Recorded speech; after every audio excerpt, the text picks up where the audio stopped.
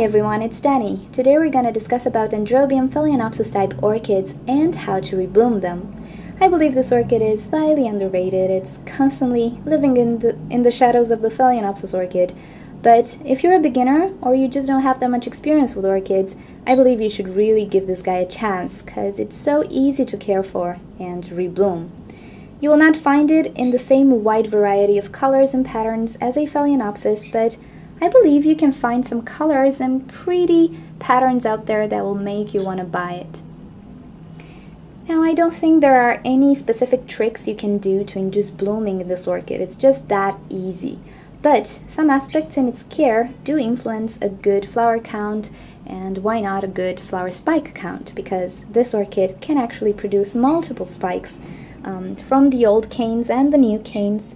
And you can have multiple sprays of flowers. Isn't that great? Okay, so these factors are light, water, and fertilizing. These orchids enjoy quite a bit of light, so if you can provide an eastern or a southern exposure window, it would be perfect. Just make sure you shade them during the very hot noon sun, as these orchids are not that tolerant to direct sun as a Dendrobium nobile, let's say. You might have some sunburns on the leaves. But if you can provide very bright shade, it would be perfect for them.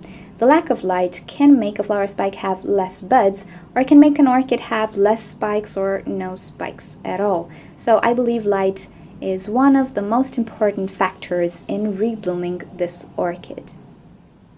During the growing season, Dendrobium Phalaenopsis orchids enjoy a lot of water, quite a lot of water. I never let my pot go bone dry for too long. I just water them when I see that the medium is almost bone dry. You will also notice that your orchid requires more water by the pseudobulbs or the canes. If they start to become thin or shriveled, then it's time to water your orchid. When the growing season stops, you can reduce watering and just let the orchid tell you when it needs water. But don't be afraid to really soak these guys and then drain them really well and place them in their spots.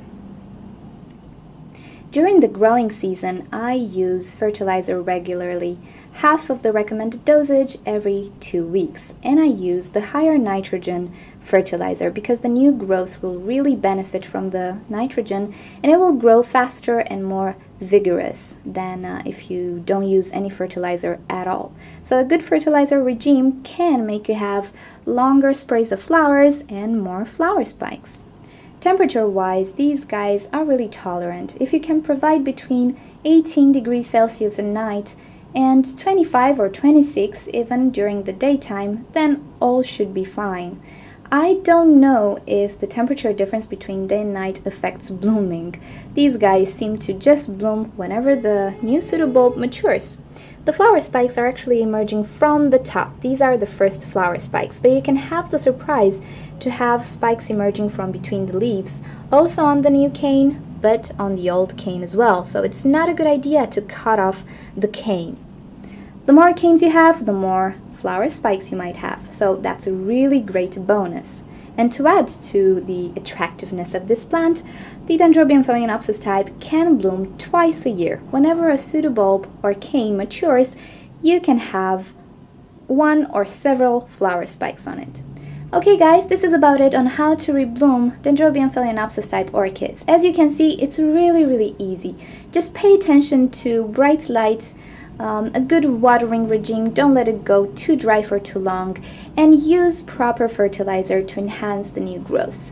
And that's about it. I hope you enjoyed it, and I hope you'll give these guys a chance because you really love them. Once you see them in person, you'll just fall in love with them. They're really pretty, and some of them might even have mild fragrances. This particular one has a floral scent, a very mild floral scent, but it's just lovely.